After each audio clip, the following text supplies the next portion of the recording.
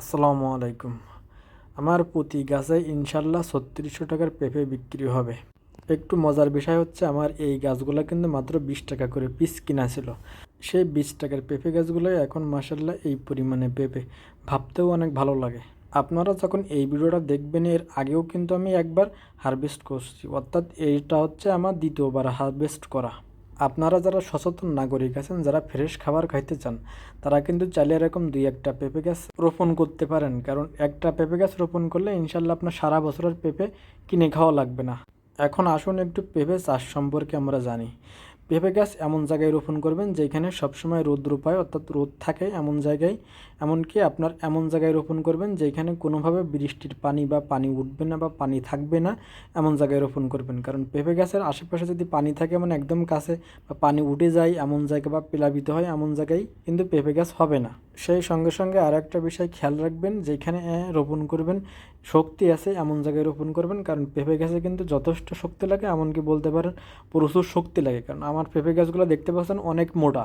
স্বাভাবিকভাবে আপনারা কিন্তু সবাই বলেন যে ভাই আমার পেঁপে গাছগুলো অনেক চিকন, মোটা হচ্ছে না, কী জন্য? এটার কারণই একমাত্র হচ্ছে আপনার শক্তি। আপনার যদি শক্তি থাকে অবশ্যই পেঁপে গাছ আপনার মোটা হবে, আর যদি রোদ লাগে অবশ্যই পেঁপে গাছ মোটা হবে। অর্থাৎ দেখতে পাচ্ছেন আমার এতটুকু গাছ, এরপরে কি পরিমাণে মোটা। আমার এইখানে যে 2টা গাছ পেঁপে দেখতে পাচ্ছেন, এখানে অবশ্য দুটো এক জায়গায় থাকার কারণে পেঁপে গাছগুলো একটু শুকনা। এরপরও দেখতে পাচ্ছেন যে এতটুকু গাছে কি পরিমাণে মাশাল্লাহ বিগ সাইজের পেঁপে ধরছে। শুধুমাত্র এই গাছ না, আমার প্রজেক্টের ম্যাক্সিমাম গাছেই আপনার মাশাল্লাহ এই টাইপেরই পেঁপে ধরছে।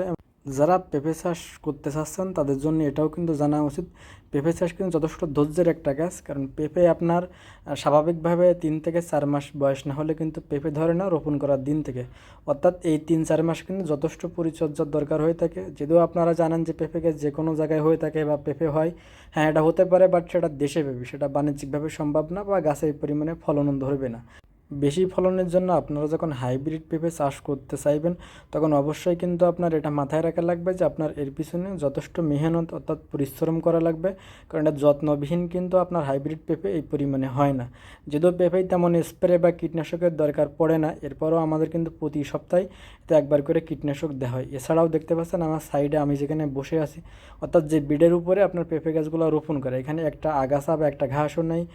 যেহেতু আমার জানুয়ারি মাসে রোপণ করা, অর্থাৎ ওই সময় শীত ছিল বা হালকা শীত ছিল, তখন থেকে কিন্তু প্রচুর পরিমাণে পানি আমার এখানে দিতে হয়েছে। বা এক কথায় আপনার হাইব্রিড পেঁপে চাষে যথেষ্ট আপনার পরিশ্রম আছে, যথেষ্ট এখানে পরিচর্যা করা লাগে। অনেকেই প্রশ্ন করতে পারেন যে ভাই পেঁপে চাষ কখন করব, অর্থাৎ কখন রোপণ করার উপযুক্ত সময়। তাদের জন্য বলবো যে একদম অনেক শীত আছে এমন সময় বাদে আপনারা বছরের যে কোনো সময় রোপণ করতে পারেন।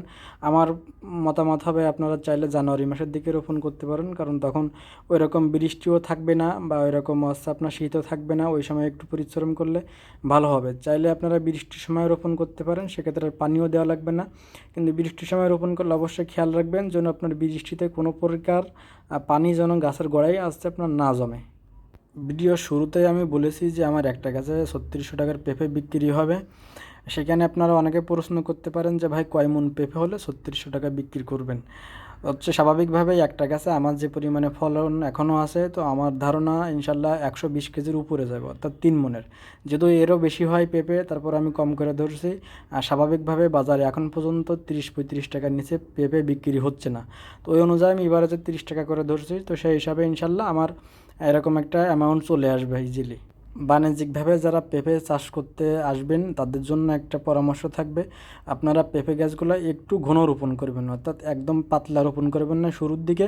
কারণ আপনার একবার গাছ ভালো হলে তখন আপনি পেঁপে গাছ ইনশাল্লাহ কিছু কেটে পাতলা করে নিতে পারবেন। কিন্তু যদি পাতলাই রোপণ করেন পরবর্তীতে আপনি গাছ আর বাড়াইতে পারবেন না, কারণ গাছে কিন্তু যে ভাইরাসও থাকে, তো এখানে কিছু গাছ নষ্ট হওয়ার সম্ভাবনা থাকে, তো আপনার কিছু গাছ নষ্ট হয়ে ভালো গাছ থাকবে।